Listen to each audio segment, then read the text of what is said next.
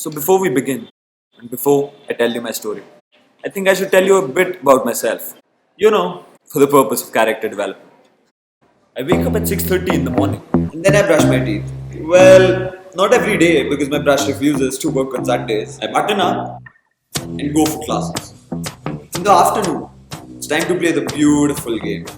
So sometimes I get my butt kicked. I mean literally get my butt kicked.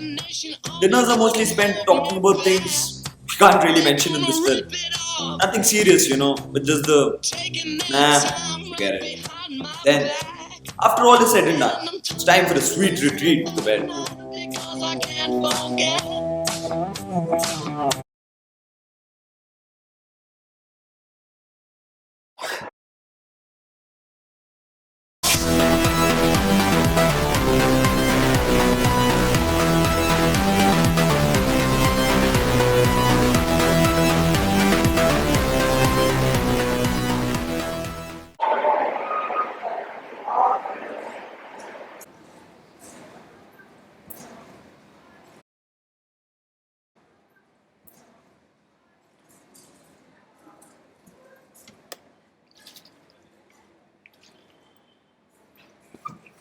Wake up, dude, wake up!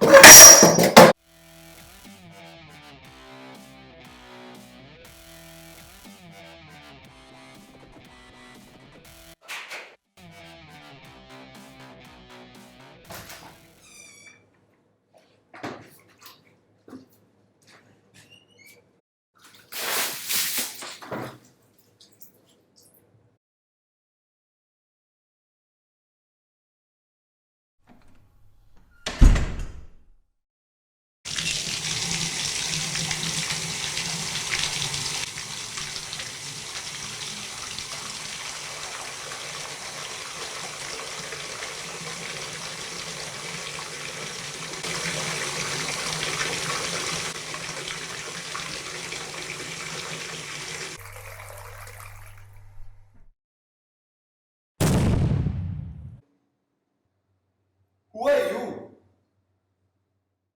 Me? I'm water. Water. Okay, I know you're blue, but how do I know that you're water? I mean, where does it even say that you're water?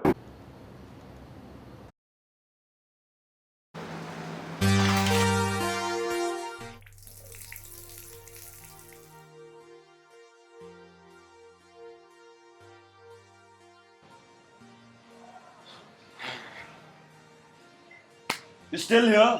Not there? I am where I have to be. But right now, you must know that I am not your enemy, but just someone like yourself. How so? To begin with, Wait a minute. Are you for real? I thought you were just a figment of my imagination. of course I'm for real. You want me to do that again? You know it's a film, right? You don't have to do that again. Alright, now what are you going to tell me? How World War III will be about water? Haven't these people already done that? Let me show you what actually happens. I've always believed in giving life. Giving life? So what about the floods in Uttarakhand then, in 2013? You sir, I like oil. You take life. Oil? You really don't get it, do you? If it wasn't for your crony capitalism, those events would never have happened. Why has my generosity become the staple diet for your greed? Has it? I mean, one gives you an inch and you want a mile? What have I ever done to deserve this? Listen, life is not fair. You won't always get what you want. Not true. You have taken what you want. I can't do anything about it. It's actually hard to believe that even water can boil up with anger. Won't you evaporate or something? You know what? Now that I think about it, I have become more like oil. I have to be purified like oil and stuffed into bottles to be sold in the markets.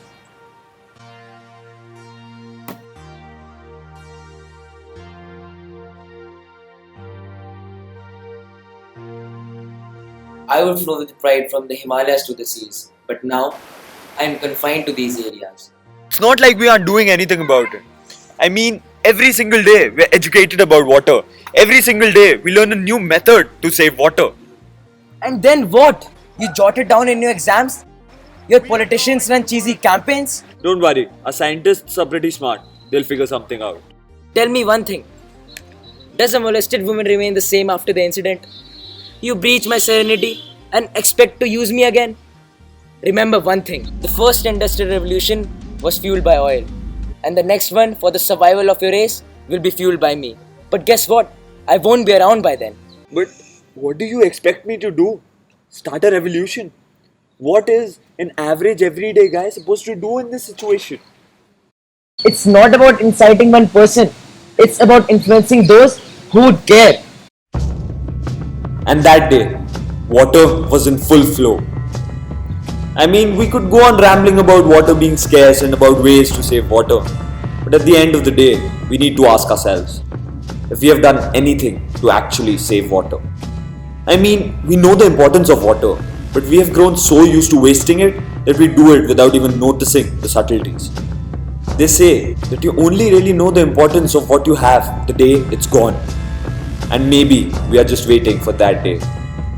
Maybe. The emptiness that we confess in the dimmest hour of day. In a calmer town, they make us sound like the low sad moan of prey. The bitter taste, the hidden face of the lost, forgotten child. The darkest need, the slowest speed, the dead unreconciled. These photographs mean nothing to the poison that they take before a